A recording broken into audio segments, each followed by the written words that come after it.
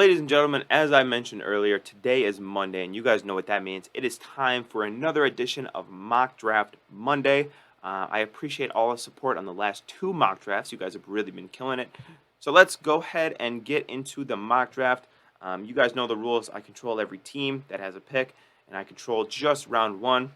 I think as we get closer to the draft, I am going to start doing multiple round mock drafts because I think there's a lot of good players that aren't going to be picked in the first round, obviously. So I do want to get the chance to talk about them. But here we go. All right. So a few changes to this mock draft just off the dome that we learned from last time. A, obviously, the Saints at 29 are no longer going to be picking Tanner McKee, probably because Derek Carr just signed a 4-year contract. Okay. B, the Bears came out and said that they're going to stick with Justin Fields and that they are going to try to trade the first overall pick. So we need to see kind of where the Bears are going to trade. That's one point we're going to reference. Another thing is how high does the stock go for Anthony Richardson?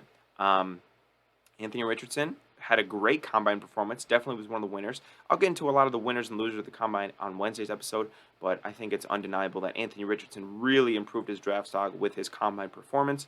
So where does that land him? We're going to answer all of those questions and more. But before we get started, please make sure to subscribe if you haven't already. And let me know what you think of my mock draft when I'm done. So make sure to watch all the way through so you can see the entire mock draft, see what I pick for every team, and then you can give me your thoughts and opinions down below. All right, so starting with the Bears, we got to figure out somebody to trade them with, right? I think one good possibility that the Bears could do is they're going to trade with a team within the top 5 so that they can still land themselves a really, really good player.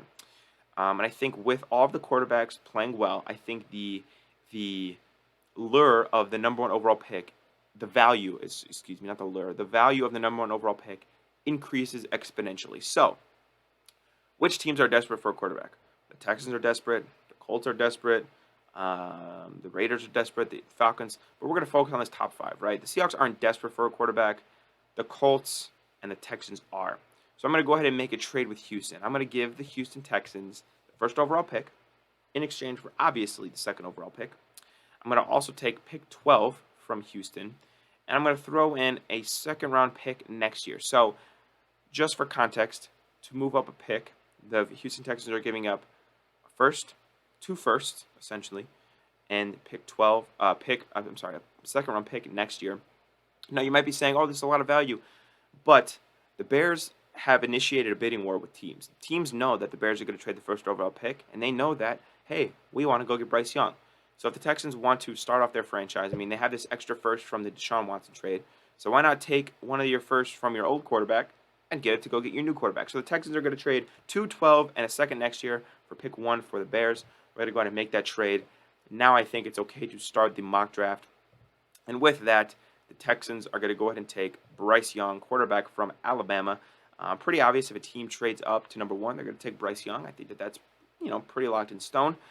Next, the Bears are going to take the best defensive player, in my opinion, in this draft class, and they are going to go with Will Anderson Jr. Next, I think with the Cardinals at 3, it's a bit of a tricky spot because we have to see what goes on with Jalen Carter's legal situation.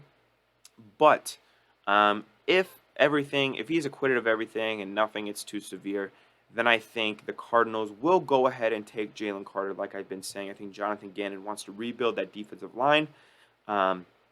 J.J. Watt retired, a lot of those guys. So I think defensive tackle is a big need for the Arizona Cardinals. For the Colts, they're going to take a quarterback. I think Jim Irsay really likes the tools and the attributes of Will Levis. And I think that, he sees Will Levis as being capable of leading the Colts into a new era. I'm going to go ahead and take Will Levis for the Colts at number 4. Now the Seahawks. Okay, I didn't mean to zoom in there. Oops. Got a little excited. Talk about my Seahawks. Here's the thing with Seattle. I have no fucking clue what they're going to do at 5. And that is exactly how they want it to be. What I do know is that the Seahawks have a thing for uber-talented quarterbacks because the report came out that they love Patrick Mahomes in 2017. They love Josh Allen in 2018. And another thing I know is they were at the Combine and they saw everything that Anthony Richardson did. And they loved it. Now, if you're John Schneider and you're Pete Carroll, do you need a quarterback at 5? No. Could you address defensive line? Could you go Tyree Wilson? Could you go, Devin Witherspoon at corner? Yes, those probably be more immediate needs. However, if you want a guy who can be your franchise for the next 10 to 15 years, who if you can coach him up and you can get the most out of him, if you could, you know, bear his fruit. That sounds really weird. Let me run that back. If you could get the most out of Anthony Richardson, you're looking at a guy who could be an MVP caliber player for years to come. I think the Seahawks have a lot of confidence in offensive coordinator Shane Waldron. And, there's been a lot of reports that the Seahawks have met with Anthony Richardson on numerous occasions. Anthony Richardson actually talked about the Seahawks and how he really got along well with Pete Carroll. So I'm going to go ahead and take Anthony Richardson for the Seahawks at 5. Call me crazy, I know, but I can see a world where this happens. I can see a world where Anthony Richardson goes to the Seahawks at number 5.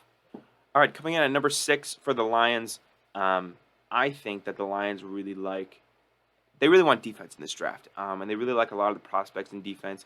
I've had Devin Witherspoon, however you say it, going 6th to them a lot.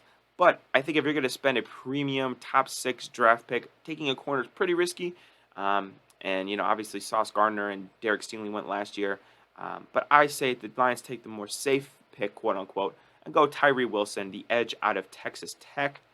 That leaves the Vegas Raiders, who are out of a quarterback as we currently speak. And I think a guy who, could be really pro-ready right off the gate, doesn't have the physical tools of probably the last two guys I picked, but nonetheless would be, I think, a really, really good quarterback in this league, would be C.J. Stroud.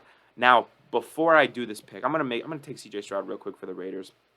But before I do this pick, don't be surprised if a team like the Panthers try to trade up with either the Lions or the Seahawks, or if a team, like the Falcons try to trade up because, at 9, you kind of don't put yourself in a great position to take one of these quarterbacks. So we'll see. But at 7, the Raiders are going to take C.J. Stroud. At number 8, the Falcons will also need a quarterback, but unfortunately all the quarterbacks are taken already. So the Falcons probably going to want to trade back. But if they stick here at 8, they do need quarterback, wide receiver, edge, and linebacker. I think if they're at 8, they might take Quentin Johnson to pair with Drake London. The last time they took a receiver in the top 10, if I'm not mistaken, it was our guy Julio Jones. So they have a pretty good track record with it. Not saying that Quentin Johnson is going to turn into Julio Jones, but I feel like they have a good ability to draft receivers. The Panthers over at number 9. You could take Witherspoon to pair with J.C. Horn, although I think that's probably not something you do. I think if you're the Panthers, you probably want receiver to pair with DJ Moore, although it's not the biggest thing in the world. But it says that they need quarterback, running back, tight end, and edge. Okay, so let's look at the best tackle. We have tackle right here. We have defensive line right here in Kalijah Kancey.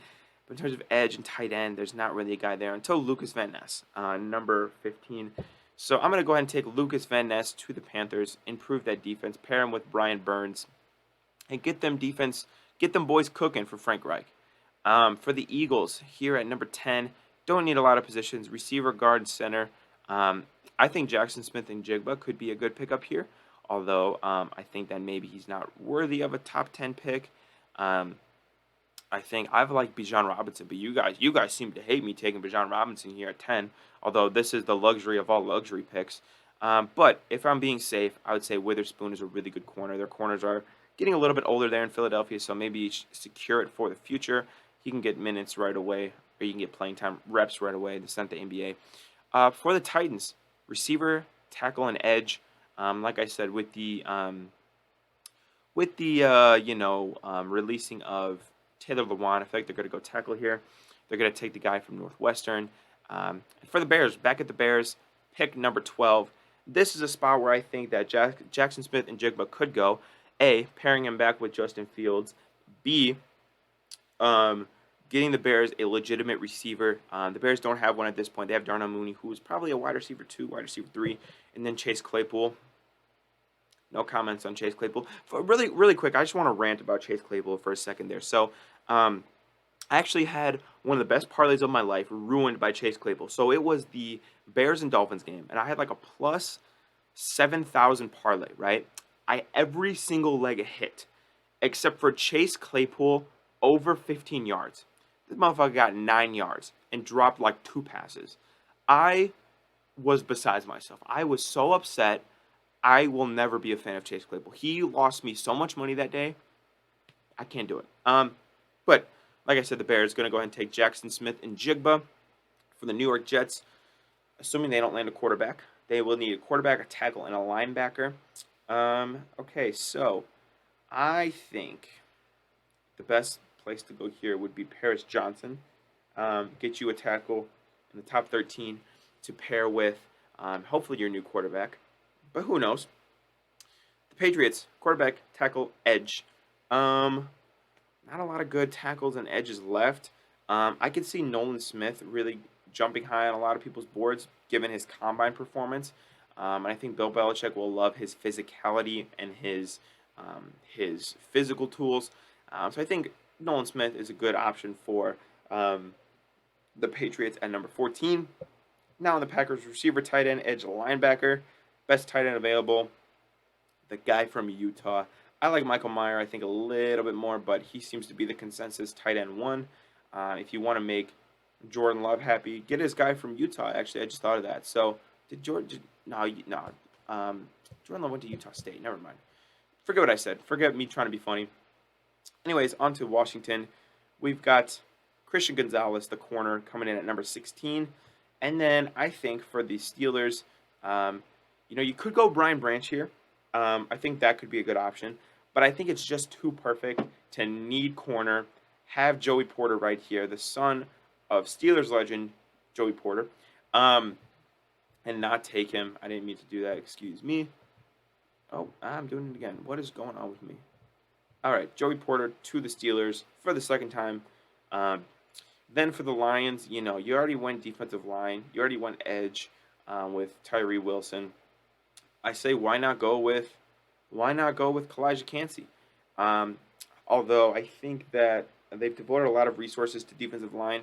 So I think maybe you want to go corner here. Maybe you go Deonte Banks, the corner from Maryland. I like Kalijah Kancey a lot, but I think corner is a bit more of a pressing need for Detroit. So I'm going to go there. For the Buccaneers at number 19, they kind of need everything, unfortunately. But I'm going to go with Brian Bresee for the Buccaneers, kind of shoring up their defensive line. For the Seahawks, number 20 overall, got your quarterback. Now you need some defensive linemen. I would be shocked if they took the Jamal Adams clone and Brian Branch. So I think the options here are clearly either Kalijah Kancey or Myles Murphy. I like Myles Murphy a lot, but I think it's too good of a value to not take Kalijah Kancey at number 20 overall. The Dolphins, never mind. The Chargers are going to go ahead and take Zay Flowers. It's my favorite pick. It's the pick that I think makes the most sense. They need receivers that can separate and are fast. Zay Flowers is that guy. He's going to go there.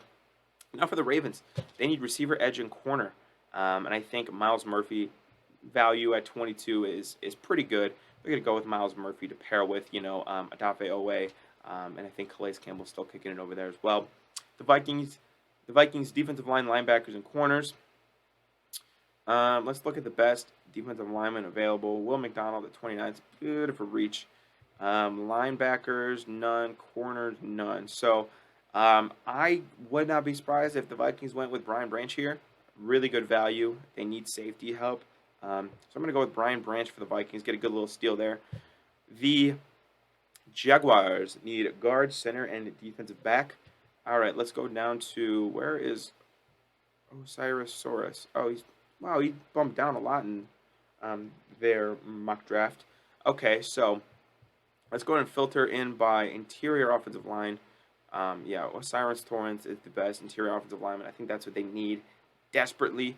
So I'm going to go ahead and take Osiris Torrance for the Jacksonville Jaguars. Not a sexy pick, but it's a pick that they need, so it'll do. The Giants need receiver. They're going to go with Jordan Addison, who a lot of people see as the wide receiver one of this class. Regardless if they sign Daniel Jones or not, they need weapons, and they don't have them right now. So that's what they're going to do. The Dallas Cowboys receiver, defensive lineman, and linebacker. I think Will McDonald here at 26 makes a lot of sense. but I don't know if they need edge so much. They need defensive line. Um, so we're gonna go ahead and go with. You could go Mozzie Smith. Um, Man, this is a tough spot for the Cowboys. Um, Receiver, wide receiver, Josh Downs. I mean, you can go Josh Downs. I kind of like Josh Downs. I would pair him with CeeDee Lamb. I'd go with him. For the Buffalo Bills, guard center DB. Now, the Bills are tempted, ladies and gentlemen. They see Bijan Robinson here at 27. They're at pick 27. They're tempted. I promise you. They need a running game. And if Bijan Robinson falls this far, hmm, I think I think the Bills think two things. A, they want to compete with the top dogs like the Bengals and like the Chiefs. They need a running game. A. B, they need to take some pressure off of their superstar quarterback, Josh Allen. Well, Bijan Robinson fits both of those needs very well. So I think that he is going to be the pick for them here. For the Bengals, they need a tackle. Anton Harrison is, in my opinion, the tackle one of this draft. They're going to be good to go there. The Saints, quarterback, defensive line, corner. We can take away quarterback because they just got Derek Carr. D-line and corner. All right. Let's see who we got in terms of corners and defensive line. We'll add D-lineman, we'll add D-lineman, we'll add edge, and we'll add corners. Who's the best? Will McDonald, 29-29. That makes sense. Okay. We're going to go Will McDonald out of Iowa State. The Philadelphia Eagles, again, need receivers, guards, and centers. Man, this is. I think Broderick Jones is a good pick here, but they don't really need a tackle. Michael Myers is a good pick. Yeah, I don't know. I don't know what they'd go with. Maybe. Let's go with interior offensive lineman. Steve Avila. Yeah, you can go Steve Avila. That makes some sense at 30. And then pick 31 for the Chiefs, receiver and defensive line as well. We could go. Let's go with let's see receivers really quick for a second here. Receivers: Nathaniel Dell. Not my biggest fan. I really like Michael Wilson, but not in the first round. Let's just get best player available. I think maybe Broderick Jones to shore up the offensive tackle spot on the right tackle. I don't mind that. Maybe even if Orlando Brown losing free agency, I think that could make a decent amount of sense. So this is my mock draft for you guys today. Let me know what you guys think down below. Let's wait for it to pull up. PFF trying to hate on me. Let's wait for it to pull up. Okay, right. This is my mock draft down below. Let me know what you guys think. If you have any changes, if I made any stupid picks, let me know. And I will catch you guys in the next episode. Peace out.